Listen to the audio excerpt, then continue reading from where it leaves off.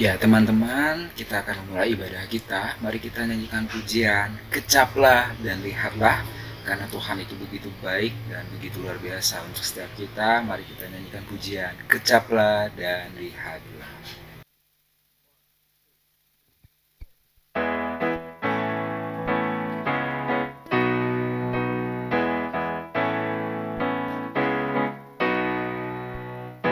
Kecaplah dan lihatlah betapa baiknya Tuhan itu. Rasakan dan nikmati kasih setia Tuhan. Kecaplah dan lihatlah betapa baiknya Tuhan itu. Rasakan dan nikmati kasih setia Tuhan. Syukur bagimu Tuhan, segala hormat bagimu Tuhan, Allah yang mengasihiku, Allah yang memeliharaku selamanya.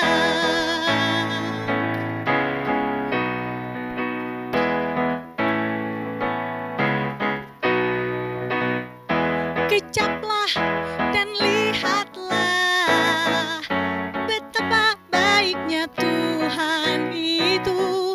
Rasakan dan nikmati kasih setia Tuhan. Syukur bagimu Tuhan, segala hormat bagimu Tuhan, Allah yang mengasihiku, Allah yang memeliharaku. Syukur bagimu Tuhan, segala hormat bagimu Tuhan, Allah yang mengasihiku, Allah yang memeliharaku selamanya. Selamanya. Selamanya.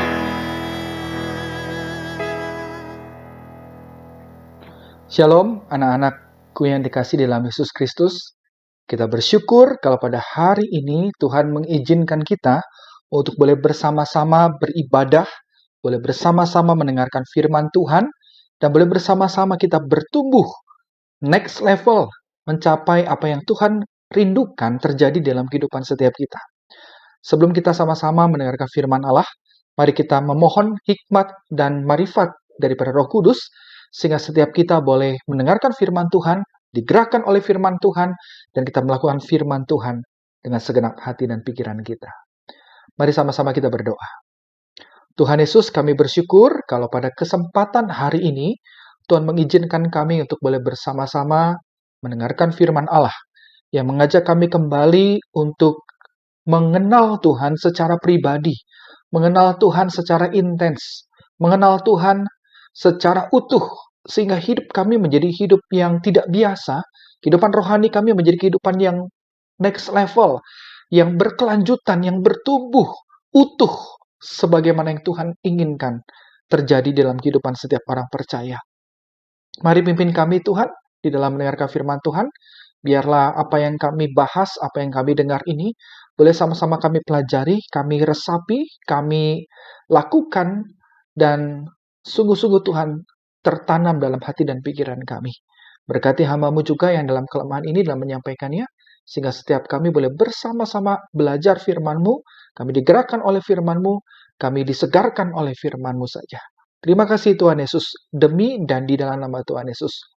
Kami bersyukur dan kami berdoa. Amin. Puji Tuhan. Teman-teman, hari ini firman Tuhan terambil di dalam Matius pasal yang kelima, ayat yang ke-17, sampai dengan ayat yang ke-20. Demikian firman Tuhan, saya akan membacakan untuk setiap kita. Janganlah kamu menyangka bahwa aku datang untuk meniadakan hukum Taurat atau kitab para nabi. Aku datang bukan untuk meniadakannya, melainkan untuk menggenapinya. Karena aku berkata kepadamu, sesungguhnya selama belum lenyap langit dan bumi ini, satu iota atau satu titik pun tidak akan ditiadakan dari hukum Taurat sebelum semuanya terjadi.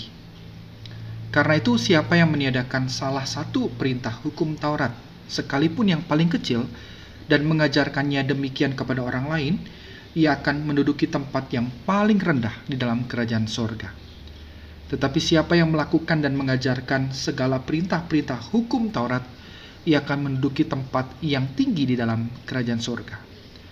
Maka aku berkata kepadamu, jika hidup keagamaanmu tidak lebih benar daripada hidup keagamaan ahli-ahli Taurat dan orang-orang Farisi, sesungguhnya kamu tidak akan masuk ke dalam kerajaan surga. Sejauh ini pembacaan firman Tuhan, berbagilah setiap kita yang boleh membaca, merenungkan, bahkan melakukan kebenaran firman Tuhan di dalam kehidupan kita setiap harinya. Rekan-rekan, teman-temanku yang dikasihi oleh Tuhan, suatu kali ada dua orang petapa yang baru saja turun gunung selepas mereka itu berdoa, bermeditasi, dan juga bertapa. Nah, dua petapa ini memang mengambil janji dan mengambil tanda kutip sumpah agar mereka itu mengasingkan diri dari hal-hal duniawi. Terutama juga mereka terlibat ataupun juga berkomitmen untuk tidak menikah. Nah, dalam perjalanan mereka turun dari gunung tempat mereka bermeditasi itu, mereka harus menyeberangi sebuah sungai yang cukup deras arusnya. Nah, waktu mereka berdoa mau menyeberang itu, tiba-tiba di bibir sungai tersebut ada seorang gadis cantik yang duduk termenung sambil terbingung-bingung dan ragu-ragu waktu mau menyeberang. Nah, dua petapa itu akhirnya menghampiri dan bertanya, "Ada apa?" Nah, sang gadis itu berkata, "Iya, Pak, Kak, saya ingin nyebrang, tapi saya melihat arus deras sungai ini tuh saya jadi takut. Aduh, saya bingung ya, bagaimana caranya ya saya bisa menyeberang ini." Nah, dari antara dua petapa itu, ada satu petapa yang lebih tua usianya. Tanpa ragu, dia berkata, "Ayo, ikut kami. Biarkan saya yang menggendong Anda untuk bisa menyeberangi sungai yang cukup deras ini." Nah, singkatnya, tanpa berbicara panjang lebar, sang gadis pun akhirnya setuju dan akhirnya diantarkan ke seberang sama petapa yang berusia tua dibandingkan dengan satunya lagi. Nah, setelah sudah sampai ke pinggir sungai tersebut, akhirnya mereka berpisah. Dua petapa ini dengan gadis itu berpisah. Tapi apa yang terjadi, teman-teman? Ternyata di tengah-tengah perjalanan mereka menuju ke tempat komunitas para petapa lainnya, sang petapa muda ini tuh marah-marah, ngedumel-dumel sama petapa yang usia lebih tua ini. Dia berkata, kita kan sudah terikat perjanjian, tidak boleh menikah, tidak apalagi bersentuhan dengan wanita. Aduh, ini kenapa nggak boleh? Ini salah, ini melanggar aturan kita, aturan pertapaan kita, aturan tradisi kita, aturan yang sudah kita sepakati ini bersama-sama. Nah, teman-teman, sang petapa paling muda ini betul-betul kesal, betul-betul marah sama petapa yang lebih tua. Ini kenapa kok begini, kenapa kok begitu, dan seterusnya. Nah, waktu berjalan kurang lebih hampir 5 km, sang petapa muda ini nggak berhenti-berhenti ngomel, kesal, dan sebagainya. Nah, berapa kilometer sebelum nyampe ke tempat komunitas mereka, sang petapa tua yang lebih tua ini berkata, cukup. Kamu nggak usah ngomong-ngomong lagi, sudah nggak perlu lagi marah-marah lagi.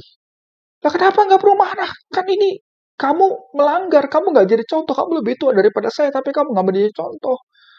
Gimana ini, kata sang petapa yang satunya lagi yang lebih muda ini. Sang petapa tua berkata, udah, saya itu tadi gendong gadis itu tuh waktu nyebrangin. Tapi sampai dari sungai itu sampai sekarang dan bahkan hampir 5 km kita berjalan, kamu tuh tetap menggendong sang wanita itu. Loh, gimana bisa menggendong? Saya nggak menggendong. Gimana sih? Ya, memang kamu tidak menggendong secara fisik. Tapi kamu menggendong wanita itu dalam pikiran kamu. Terbukti dari apa? Dari kamu kesal, mendumel, dan sebagainya. Itu udah berlalu. Lagi pula dia memang butuh bantuan. Apa salahnya? Lagi pula saya juga tidak berpikir aneh-aneh dan macam-macam kok terhadap wanita tersebut dan sebagainya. Nah, teman-teman kudus Tuhan, dari cerita yang mungkin Anda dan saya pernah banyak mendengarnya, Ini sebenarnya mau mengajarkan kepada kita bahwa seringkali perilaku seseorang dalam kehidupan beragama belum tentu dia itu membuktikan bahwa orang tersebut benar-benar memiliki kerohanian yang baik. Atau juga belum tentu orang tersebut benar-benar mengenal, memahami akan apa yang dia lakukan. Nah, hal ini juga terjadi dalam kehidupan kita keseharian. Mungkin kita di sekeliling kita tahu betul, sudah dalam konteks kita hari ini. Ada banyak orang-orang yang bisa memakai atribut keagamaannya, memakai berbagai macam pernak-pernik keagamaannya, yang nampaknya katanya membawa damai, yang nampaknya itu membawa satu perdamaian. Tetapi faktanya yang terjadi, justru segala macam pernak-pernik keagamaan tersebut itu membawa ketakutan bagi orang. Betul tidak? Nah, hal ini yang disebut dengan religiositas. Banyak orang atau banyak negara, bangsa, dan sebagainya itu adalah dikatakan masyarakat yang religius. Nah, kata religius di sini itu berarti adalah orang-orang tersebut memiliki satu perilaku keagamaan yang menjalankan dengan taat aturan keagamaan tersebut. Dan orang yang religius ini belum tentu dan tidak sama sekali menjamin bahwa orang tersebut betul-betul memahami apa yang dipercayai, apa yang dilakukan itu, terlebih juga belum tentu menjamin bahwa dia adalah orang yang mengenal Tuhan. Dan hal itu bisa saja bukan saja terjadi sama kepercayaan yang ada di dunia ini, tetapi itu juga bisa terjadi di tengah-tengah kehidupan kita sebagai orang percaya. Kita bisa mengaku sebagai orang Kristen. Kita pergi beribadah, kita rajin beribadah, kita rajin berdoa, kita memakai atribut secara rohani, terlihat rohani, tetapi itu sama sekali tidak dapat menentukan, tidak dapat memastikan bahwa orang tersebut adalah orang yang mengenal Tuhan. Nah, itu sebabnya Tuhan Yesus pada bagian ini, dalam Matius yang barusan kita baca ini, itu hendak menegur dengan sangat keras dan tajam sekali terhadap perilaku religiositas yang dicerminkan atau yang ditampilkan oleh orang-orang Farisi dan ahli Taurat. Teguran yang keras dan tajam ini tuh bukan karena aturan religiositasnya yang salah dalam melakukan hukum Taurat. Taurat tidak salah. Kalau kita baca dengan saksama tadi dalam Matius pasal yang ke-5 itu, kita bisa belajar bahwa Tuhan itu sama sekali tidak mempersoalkan tentang Tauratnya. Taurat tidak salah, aturan tidak salah. Tetapi yang menjadi fokus teguran dan kritikan daripada Tuhan Yesus adalah cara mereka menampilkan atau kemunafikan mereka. Mereka seolah-olah nampak sebagai orang yang rohani dengan atribut rohaninya saat itu, yaitu melakukan hukum Taurat. Tetapi justru apa yang mereka lakukan itu bukanlah menghasilkan satu hal yang memberikan kehidupan dan damai sejahtera, tetapi sebaliknya malah menghasilkan satu kematian dan kebinasaan. Dan ini yang disebut dengan religiositas yang palsu. Ya, keagamaan yang palsu. Dan sepanjang pelayanan Tuhan Yesus, kita bisa melihat bagaimana Tuhan Yesus itu berurusan dengan orang-orang Farisi dan ahli Taurat di dalam keagamaan mereka, dalam sikap religius mereka. Kenapa, saudara? Kenapa, teman-teman? Karena Taurat yang harusnya membangun hubungan itu dengan Allah, Taurat yang harusnya diberikan Tuhan untuk dapat mengasihi Tuhan dengan luar biasa, justru dengan Taurat. Dengan Tauratlah, ahli-ahli Taurat itu malah membatasi sikap perilaku seseorang, membatasi seseorang itu di dalam mengasihi orang lain. Kita bisa tahu betul bagaimana Tuhan Yesus pernah ditegur sama orang-orang Farisi ketika para murid-muridnya itu tidak mencuci tangan sebelum makan, misalnya. Ataupun juga para ahli Taurat dan orang Farisi pernah menyindir tentang Tuhan Yesus ketika Tuhan Yesus menyembuhkan orang lumpuh, orang-orang sakit di hari Sabat, dan seterusnya. Nah, dari sini kita bisa melihat bagaimana ternyata Taurat yang harusnya sekali lagi membangun hubungan dengan Allah, justru diterapkan, diajarkan oleh orang Farisi, malah membebankan orang-orang Israel, malah membuat mereka itu terbatas dan membatasi kasih di antara mereka. Dan akibatnya selanjutnya, karena kasih itu terbatas, maka Taurat yang harusnya membangun iman, tetapi diajarkan oleh orang Farisi, Taurat itu malah membunuh iman. Dan oleh karena itulah Tuhan menegur dengan keras dan hendak mau mengajarkan satu hal yang benar dari segala macam kehidupan keagamaan itu. Dan Tuhan Yesus juga ingin hidup kita tuh nggak sama seperti orang-orang Farisi. Tuhan Yesus ingin orang Israel dan juga kita hari ini. Tuhan ingin kita tuh betul-betul memiliki satu pertumbuhan dan kehidupan rohani yang semakin lama semakin naik kelas. Bertumbuh dengan baik, bertumbuh secara utuh dan benar. Lalu pertanyaannya, yang Tuhan inginkan kita bisa bertumbuh, naik kelas, utuh, dan benar itu seperti apa? Nah, pada hari ini saya mau bagi ada 3 kebenaran tentang apa yang dimaksud dengan pertumbuhan yang Tuhan inginkan terjadi dalam kehidupan kita, khususnya di tahun ajaran 2021-2022 ini, baik kepada setiap kita hari ini. Yang pertama-tama, Tuhan ingin kita melebihi cara hidupnya. Kita tuh rohani itu, cara kehidupan keagamaan kita tuh lebih daripada orang Farisi, dengan cara kita diharapkan kita bisa bertumbuh dalam pengetahuan akan Allah. Dalam Efesus pasal 4 ayat ke-13 dikatakan bahwa sampai kita semua telah mencapai kesatuan iman dan pengetahuan yang benar tentang anak Allah. Kedewasaan penuh dan tingkat pertumbuhan yang sesuai dengan kepenuhan Kristus. Tuhan ingin kita memiliki pengetahuan yang benar akan Allah. Tuhan ingin kita memiliki satu pengertian yang betul, yang benar, yang utuh terhadap tentang Allah itu sendiri. Nah, saudara, kenapa ini penting sekali? Pengetahuan, pengenalan tentang Allah itu harus benar. Karena kalau pemahaman tentang Allah itu salah atau keliru, maka itu akan membuat hidup kita juga akan keliru. Jika pengetahuan kita tentang Allah itu salah, maka cara hidup, penerapan hidup kita itu juga akan salah. Nah, di tahun ajaran 2021 ini, kita akan sama-sama kembali akan melihat dan akan belajar bersama-sama dan bahkan mendiskusikan di dalam kelompok-kelompok care group nanti shepherding lainnya. Bagaimana kita akan berbicara tentang natur Allah itu. Kalau Allah itu maha hadir, apa maksud maha hadir itu dalam kehidupan kita? Nah, kita akan bahas di tema-tema shepherding ataupun tema-tema cabang selanjutnya. Dari tahun ajaran ini kita juga akan belajar bagaimana tentang kemahakuasaan Allah, tentang natur Allah, tentang siapakah Allah itu.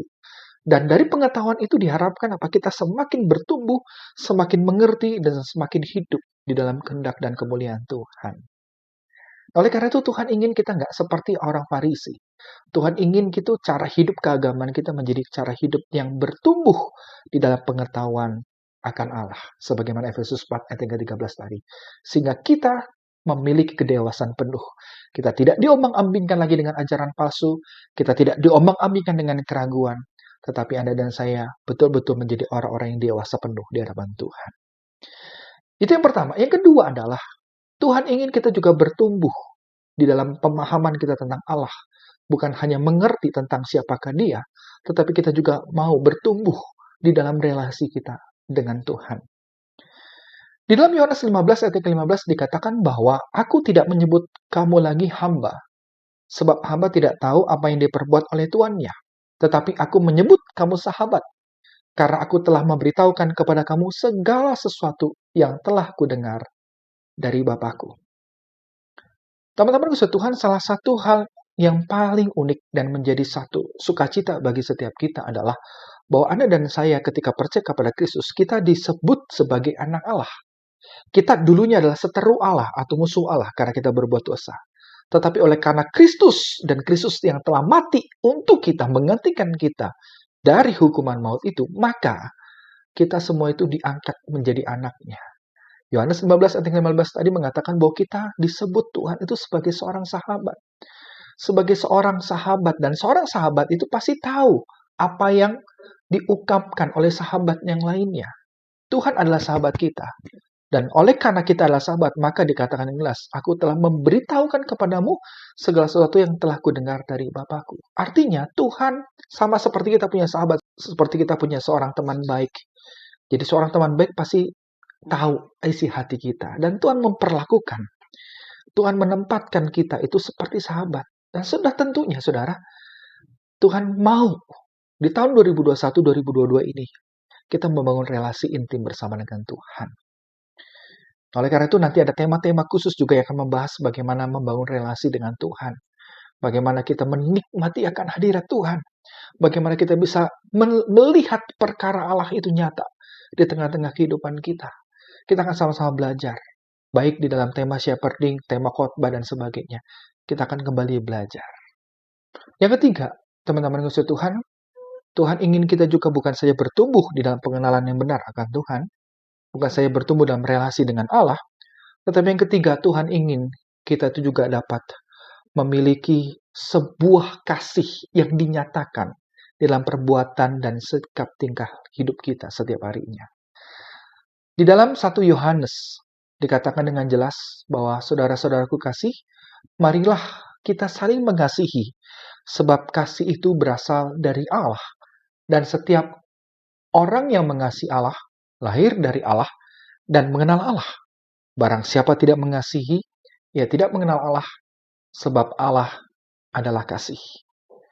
Teman-teman, Tuhan ingin kita juga memiliki pertumbuhan yang sempurna. Itu adalah pertumbuhan di mana kita memiliki satu tindakan, kita hidup di dalam kasih, kita melakukan kasih, dan kita berbuat kasih.